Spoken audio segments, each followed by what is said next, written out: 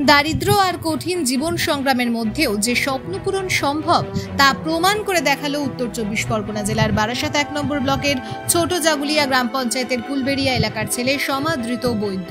গতকাল প্রকাশিত ২০২৫ সালের মাধ্যমিক পরীক্ষার ফলে অভাবনীয় সাফল্য অর্জন করে দত্তপুকুর মহেশ বিদ্যাপীঠ স্কুলের মধ্যে প্রথম স্থান অধিকার করেছে সে। তার প্রাপ্ত নম্বর ৬৫৯। এই কৃতিত্ব শুধু সমাদৃতর একার নয়, বরং তার মা ও মামার অক্লান্ত প্রচেষ্টা এবং নিজের অদম্য জেদের ফসল। গতকালকে তো মাধ্যমিকের রেজাল্ট কত নাম্বার আসলো? আমার প্রাপ্ত নাম্বার ৭০০তে ৬৫৯। আমার বাংলায় ১৮৫, ইংলিশে ১৯৩, অঙ্কে ১৯৭, ভৌত বিজ্ঞানে ১৯৮, জীবন বিজ্ঞানে ১৯৭, ইতিহাসে ১৯৯৬ আর ভূগোলে ১৯93। আমি দত্তপুকুর মহেশ বিদ্যাপীঠের ছাত্র। এত ভালো রেজাল্ট, একটু কষ্ট হচ্ছে নাকি আরো বেশি নাম্বার আসতো? আরও বেশি নাম্বারের আশা করেছিলাম, মানে আমি আশা করেছিলাম ৬৬৫, অর্থাৎ 95%। আমি 94.15% পেয়েছি, মানে আসলে রাউন্ড ফিগারে 94%ই আমার প্রাপ্ত নাম্বার। আমি আশা করেছিলাম সেটা 95 বা 95-এর একটু উপরে উঠবে। সেক্ষেত্রে আমার বাংলা এবং ভূগোলের নাম্বারটা একটু কমে গেছে, মানে বাংলা ভূগোলে যেটা আশা করেছিলাম তার থেকে কম হয়েছে একটু। স্কুল তো একটা স্বনামধন্য স্কুল, সেই র্যাঙ্কটাকে বা সেই ঐতিহ্য কি বজায় রাখার চেষ্টা হলো? আমাদের স্কুলে যতটা আমি সম্ভব পেরেছি করার চেষ্টা করেছি। আমার যারা সহপাঠী ছিল তারাও চেষ্টা করেছে আমার মতোই। এছাড়া আমাদের স্কুলেও আগের বছরই ভালোই উচ্চ মাধ্যমিকে রেজাল্ট হয়েছিল। আমি যতটা সম্ভব আমার তরফ থেকে চেষ্টা করেছিলাম যাতে স্কুলের মধ্যে তুমি প্রথম। আমি প্রথম হয়েছি। স্যাররা কি বললেন? স্যাররা বললেন এরকম এর থেকেও আর একটু ভালো পড়াশোনা করতে হবে, এইচএসে উচ্চ মাধ্যমিক রেজাল্টটা ভালো করতে হবে, তারপর উচ্চ মাধ্যমিকের পর যে অল ইন্ডিয়া বেসিস পরীক্ষা, জেই বা নিট পরীক্ষা, সেগুলো যেটা আমার অপশনাল, সেই পরীক্ষাটায় ভালো রেজাল্ট করতে হবে। আমি এখন সায়েন্স স্ট্রিমটাই চুজ করেছি। আমি ভবিষ্যতে নিট নিয়ে পড়তে চাই, মানে নিট পরীক্ষা দিতে চাই, ডক্টর হতে চাই ভবিষ্যতে। এই যে এত পড়াশোনা বা এত মানে ক ঘন্টা পড়তে, কতটা খাটতে হলো এই এত সাফল্য আনার জন্য? বছরের প্রথম থেকেই পড়া চালু করেছিলাম, ভালো করে বছরের প্রথম থেকেই পড়তাম, কিন্তু সেরকম কোনো রুটিন ছিল না। মানে টিউশন বাদে যখনই টাইম পেতাম আর কি পড়তাম।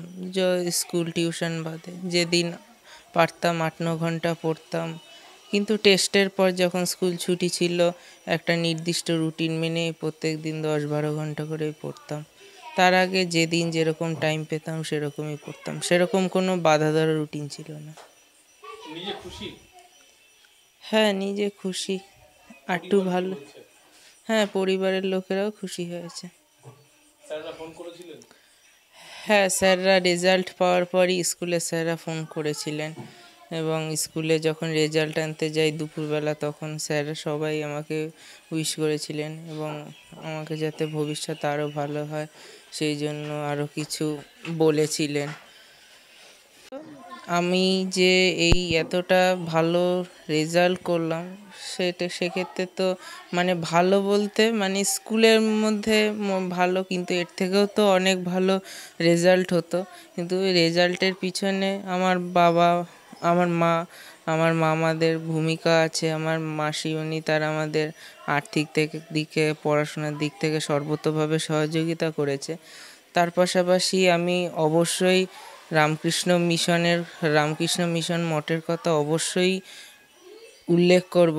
আমাদের বাড়ির পাশেই এই আশ্রমটি আছে, এবং আমাদের বামুনগাছির এই আশ্রমের যিনি সেক্রেটারি শ্রী প্রশান্ত মহাশয়, তাকেও আমি অসংখ্য ধন্যবাদ জানাবো, কারণ তিনি আমাকে পড়াশোনার ক্ষেত্রে যথেষ্ট সহযোগিতা করেছে, এবং আমার যখনই কোনো অসুবিধা হতো তিনি আমাকে সলভ করে দিতেন, এবং যতটা সম্ভব আমাকে আর্থিক দিক থেকে সহযোগিতা করতেন। আমাকে স্টাইপিনের টাকা যতটা সম্ভব দেওয়া তিনি সহযোগিতা করেছেন। তাই জন্য তার কাছে আমি অসংখ্য তার চরণে ধন্যবাদ জ্ঞাপন করি। তার পাশাপাশি ঠাকুর মা স্বামীজিকেও আমি ধন্যবাদ জানাই, কারণ তার আশীর্বাদে সম্মিলিত সবারই গুরুজনদের আশীর্বাদে একটা ভালো রেজাল্ট করতে পেরেছি মোটামুটি।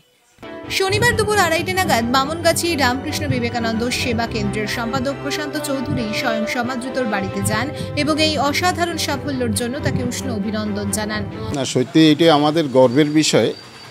সমাদৃত আমাদের এই আশ্রম বামনগাছি শ্রীরামকৃষ্ণ বিবেকানন্দ আশ্রমের একেবারে পাশেই থাকে। যখন থেকেই জানতে পারলাম ওর পড়াশোনার দিকটা খুব ভালো, সে নিবিড় অনুশীলনে থাকে, তখন থেকেই তাকে উৎসাহ দেওয়ার জন্য আমরা যথাসাধ্য চেষ্টা করেছি এবং কোনো অসুবিধার সম্মুখীন হলে যেটুকু আমাদের পক্ষে সম্ভব হয় ওর পাশে দাঁড়ানোর জন্য চেষ্টা করেছি এবং আগামী দিনেও সেই চিকিৎসক হতে চাই। আমরাও ঠাকুর মা স্বামীজির কাছে প্রার্থনা করব ওর ইচ্ছাটি যেন পূরণ হয় এবং আমরাও পাশে থাকব, যত দূর ওকে এগিয়ে নিয়ে যাওয়া যায় সেটুকু আমরা করব। তবে কি সঠিক মানুষকেই বেছে নিয়েছেন আপনারা?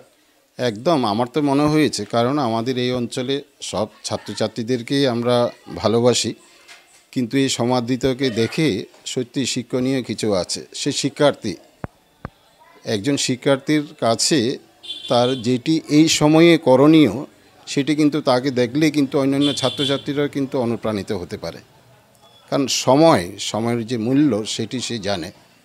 সারা দিন ধরে তার যে এই পড়াশোনা করা, শুধু ঘুরে বেড়ানো, কোথাও রাস্তাঘাটে আমরা দেখি না, বিশেষ একটা মাঝে মাঝে আশ্রমে যাই অনুষ্ঠান আদি থাকলে, এইটুকুই শুধু দেখি, কিন্তু সে নিবিড়ভাবে পড়াশোনায় সে নিজেকে নিয়োজিত করে রেখেছে।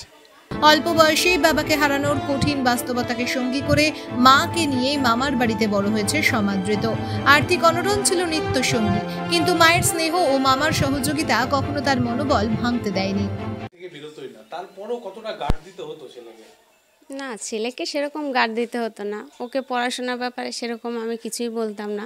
ওর নিজের ইচ্ছায় পড়াশোনা করতো, যখন সময় পেত ও পড়তে বসতো।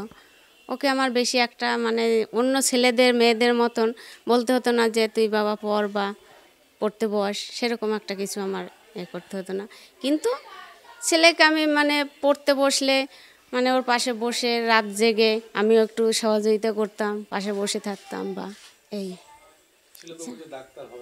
হ্যাঁ, আমারও ইচ্ছা ডাক্তার হোক। এখন কতটা কি পারবো সেটা বলতে পারছি না, ইচ্ছা আছে দাদাদের। হ্যাঁ, আমি খুব খুশি। এই যে স্কুলের মধ্যে টপ হয়েছে, এটা আশা করেছিলেন? হ্যাঁ, আশা করেছিলাম, কিন্তু আরেকটু আশা ছিল। 96% পেলে একটু সেটা আশা ছিল, কিন্তু যা পেয়েছে খুশি আমরা। নিজের ভিতরের অদম্য ইচ্ছাশক্তি আর পড়াশোনার প্রতি একাগ্রতাই তাকে এই সাফল্যের চূড়ায় পৌঁছে দিয়েছে। তবে এই সাফল্যের পথে সমাদৃতর পাশে সবসময় এক বন্ধুর মতো থেকেছেন বামনগাছি রামকৃষ্ণ সেবা কেন্দ্রের সম্পাদক প্রশান্ত চৌধুরী। তার উৎসাহ এবং সহযোগিতা সমাদৃতর শিক্ষা জীবনকে মসৃণ করতে অনেকখানি সাহায্য করেছে। হ্যাঁ, ওর বাবা মারা যায়, কম বয়সেই বাবা মারা গেছে। তারপরে ওখানে অসহায় ছিল, ওখানে সেরকম ওকে ট্যাকল করার মতো কেউ ছিল না। ছোটোবেলাতে বাবা হারালে যেটা হয়, তারপরে আমি যতটুকু পেরেছি, ওখানে ওদের থাকার মতো পরিস্থিতি ছিল না। ওর জেঠুরা তেমন করে দেখতো না। লাস্টে বাধ্য হয়ে আমি আমার কাছে নিয়ে আসি এবং আমার কাছে ওরা চলে আসে। ও আমার বোনের খুব অসুস্থ ছিল, সেই অবস্থায় আমার কাছে এসে থেকে কোনোরকমভাবে এই অবধি চলছে। তারপরে তো আমি যতটুকু পেরেছি এখানে সবার সহযোগিতায়, প্রশান্তবাবুর সহযোগিতায় অনেকটাই এগিয়েছি। এখন কতদূর কি পারবো জানি না, ঠাকুর ভরসা। সেইটাই এখন, আমরা তো পড়াশোনা সম্বন্ধে ততটা আইডিয়া নেই, অভিজ্ঞতা নেই। তবে এখানে আপনারা যারা সবাই আছে, প্রশান্তবাবু আছে, এরা যেভাবে বলবে সেইভাবে দেখি কতদূর কি পড়তে পারে। ইচ্ছা আছে ডক্টর হবে, কারণ কীভাবে হবে একমাত্র ভগবান জানে সেটা। আমরা খুব খুশি। স্কুলের মধ্যে ফার্স্ট হয়েছে ঠিকই, কিন্তু স্কুলের থেকে আরেকটু বেশি হলে আমরা খুশি হতাম। ভাগনার টার্গেট ছিল 96%, সেখানে হয়েছে 94%, 2% কমে গেল। আমরা তো বলছি ভাগনাকে যে আরও ভবিষ্যতে আরেকটু ভালো করবে।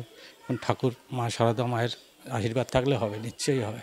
এত বড় সাফল্যের পরেও সমাদৃত বৈদ্য অত্যন্ত শান্ত এবং সংযত। তার চোখে মুখে নেই কোনো অতিরিক্ত উচ্ছ্বাস, বরং ভবিষ্যতের আরো কঠিন পথ পেরোনোর দৃঢ় সংকল্প স্পষ্ট। আসুন শোনা যাক মাধ্যমিক পরীক্ষায় দত্তপুকুর মহেশ বিদ্যাপীঠ স্কুলের প্রথম স্থানাধিকারী সমাদৃত বৈদ্যর কিছু অজানা কথা। সমাদৃত জানায়, যে নম্বর পেয়েছে তাকে একটু মন খারাপ। 96% নম্বর আশা করেছিল, কারণ সে কঠোর পরিশ্রম করেছে। সে তার মা ও মামার প্রতি কৃতজ্ঞতা জানায়, যাদের অক্লান্ত ভবিষ্যতে চিকিৎসক হতে চায়।